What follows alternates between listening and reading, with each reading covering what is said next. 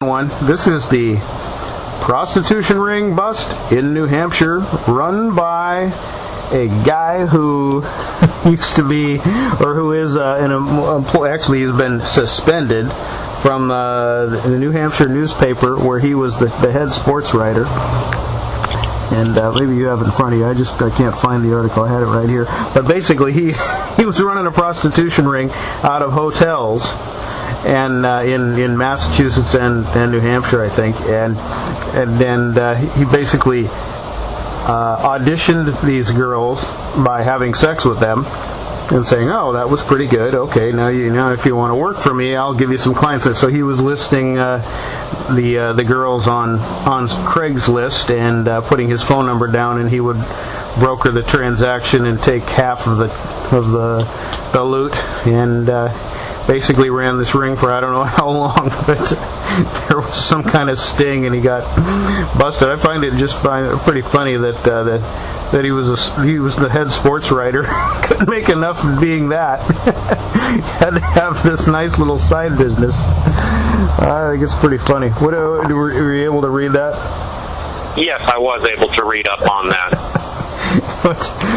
You got to wonder whether the guy has secretly a drug problem or some other reason fueling his very careless effort towards making additional money.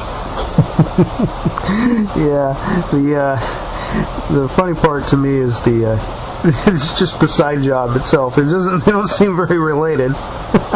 Sports writing and pimping, but. That's an interesting sidelight, or in the moonlight job. But again, coming back to prostitution, obviously consenting adults making a deal in a hotel room, whether they want to use a pimp or not, and this is the kind of thing that we really need to legalize, because it just criminalizes consenting behavior that doesn't do harm through force, fraud. Or it shouldn't. If there is force or fraud committed, then that should be prosecuted. But as long as there's not force or fraud, my libertarian sensibility says let's legalize it and let the sports writer have his side job. I agree.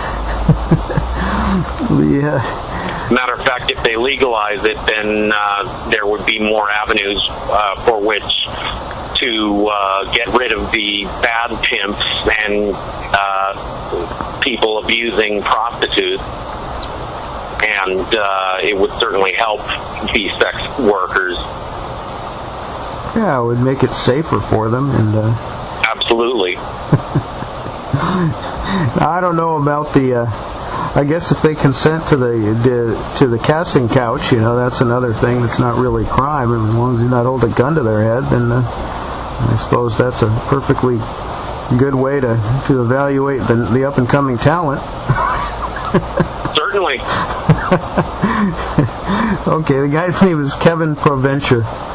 He was the head sports writer for the New Hampshire Union Leader. So what was the way that they were discovered? I'm trying to find that in the article here. But the way they were discovered was they had been renting hotel rooms several times a month, and the guy would always say that it's for his wife or girlfriend. He didn't keep that one straight, whether it was his wife or his girlfriend, but there would be a stream of men going in and out, and law enforcement authorities state that they could clearly hear activities consistent with sexual intercourse. They heard people boning in the room.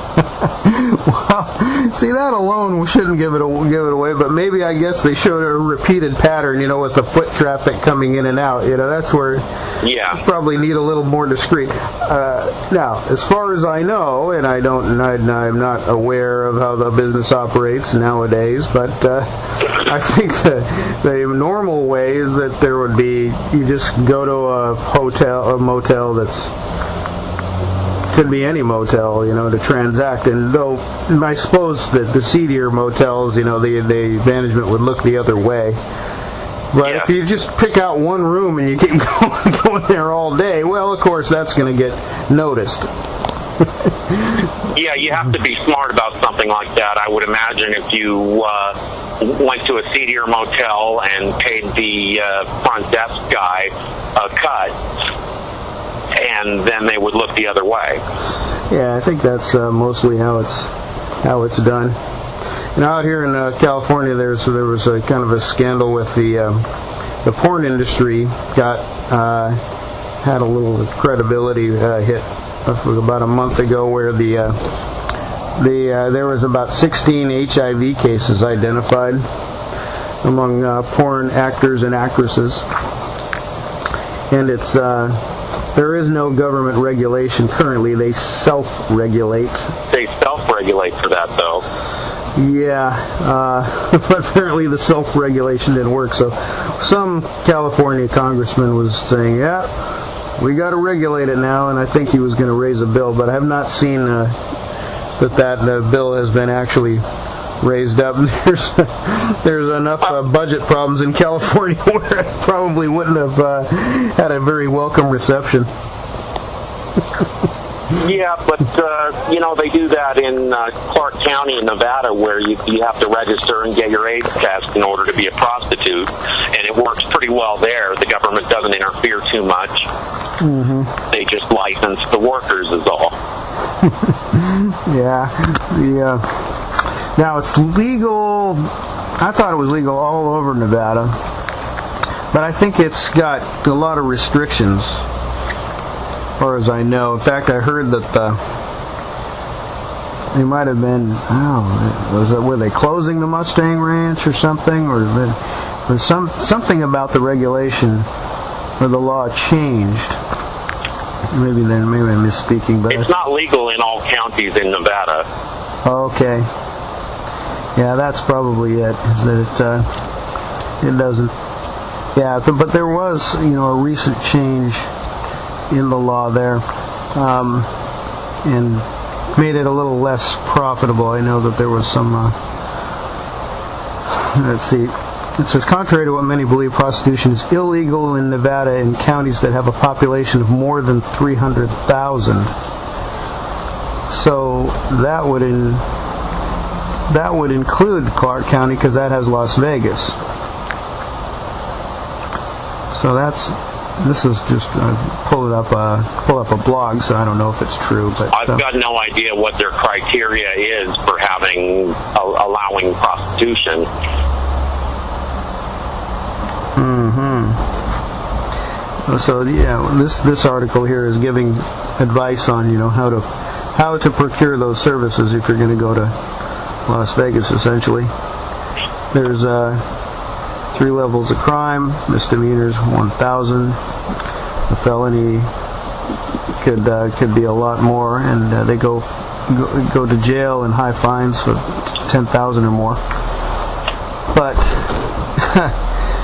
it's interesting, in Las Vegas hotels, there's obviously prostitutes working, because they do come up and talk to me in the past. There's a lot of them walking around, and I think the cops basically know it. They just they do, and they cross